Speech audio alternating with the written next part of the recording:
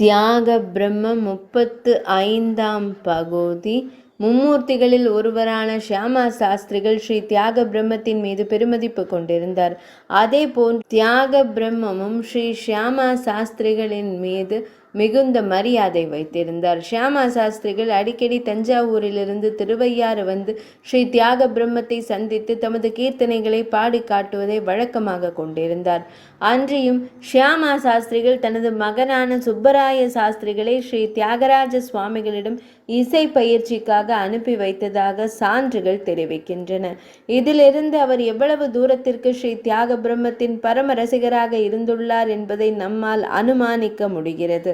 மேற்கண்ட சான்றோர்கள் மட்டுமின்றி வேறு பல பெரியோர்களும் ஸ்ரீ தியாகராஜ சுவாமிகளை நேரில் தரிசித்து உரையாடி மகிழ்ந்திருப்பதாகவும் செய்திகள் காண கிடைக்கின்றன.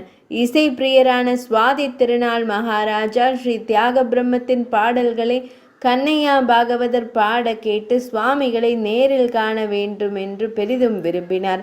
அப்போது தஞ்சாவூரை சேர்ந்த தஞ்சை மூவர் என்று அறியப்பட்டவர்களில் ஒருவரான தஞ்சை வடிவேலு என்பவர் அரசரின் சபையில் ஆஸ்தான வித்வானாக இருந்தார். மகாராஜா அவரை அழைத்து திருவையாறு சென்று ஸ்ரீ தியாக பிரம்மத்தை சந்தித்து அவரை எப்படியேனும் அழைத்து வரும்படி கேட்டுக்கொண்டார். மன்னரின் ஆணை ஏற்று அந்த வித்வானும் திருவையாறு வந்து சுவாமிகள் வசித்து வந்த திருமஞ்சன வீதியில் உள்ள ஒரு இல்லத்தில் வந்து தங்கினார். அந்த இல்லமானது சுவாமிகள் காவிரி நதிக்கு சென்று ஸ்நானம் செல்லும் வழியில் அமைந்திருந்தது. தினமும் சுவாமிகள் காலை மாலை இரு வேளைகளிலும் காவிரி நதிக்கு செல்லும் சமயத்தில் சுவாமிகளின் செவிகளில் விழும்படியாக வித்வான் பாடிக்கொண்டிருப்பார். அந்த இசை நயமாக இருந்ததால் தியாகராஜ சுவாமிகள் சற்று நேரம் நின்று அவர் பாட்டை செவிமடுத்து விட்டுதான் நகர்வார். ஒரு நாள் சுவாமிகள் திடீரென இல்லத்தினுள் நுழைந்து வருவதை கண்ட வித்வான் ஓடோடி வந்து சுவாமிகளை பணிந்து, ஐயனே, தாங்கள் கூறி அனுப்பி இருந்த அடியேனே வந்திருப்பேனே என்று பவ்யமாக கூறினார். சுவாமிகள் அவரது இசையை பாராட்டிவிட்டு மறுநாள் தமது இல்லத்திற்கு வந்து அவரை பாடும்படி கேட்டுக்கொண்டார். அவ்வாணையை ஏற்று வித்வானும் சுவாமிகளின் இல்லத்திற்கு சென்று அவர் விருப்பப்படியே பல கீர்த்தனைகளை பாடி காட்டினார். அகமகிழ்ந்து போன ஸ்ரீ தியாக பிரம்மம், சுவாமி, உமக்கு என்ன வேண்டுமோ தயங்காமல் வினவலாம். தெய்வீகமான உமது இசைக்கு அடியேன் ஏதேனும் கைமாறு செய்ய ஆசைப்படுகிறேன் என்று உரைத்தார். இதுவே சந்தர்ப்பம் என்றெண்ணிய வித்வானும், சுவாமி, அடியேன் திருவிதாங்கூர் மன்னரான சுவாதி திருநாளின் அரசவையில் ஆஸ்தான வித்வானாக பணிபுரிகிறேன். எம் மன்னர் தமது இசையில் மனதை பறிகொடுத்து தம்மை எவ்வாறேனும் திருவிதாங்கூருக்கு அழைத்து வருமாறு அடியேனை நியமித்துள்ளார். மன்னரின் கட்டளையை ஏற்று அடியேன் இவ்வூருக்கு வந்தேன்.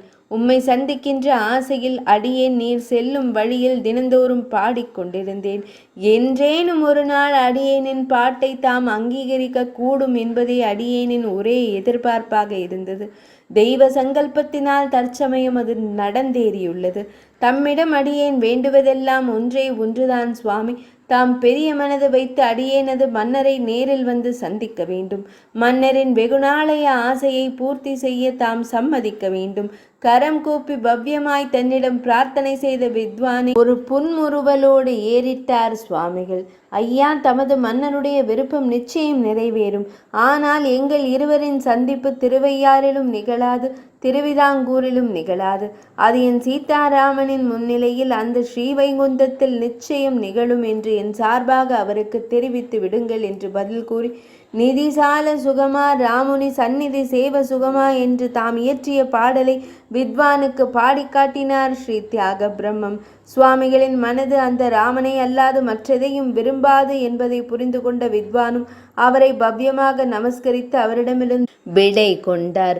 35ஆம் பகுதி இனிதே நிறைவடைந்தது.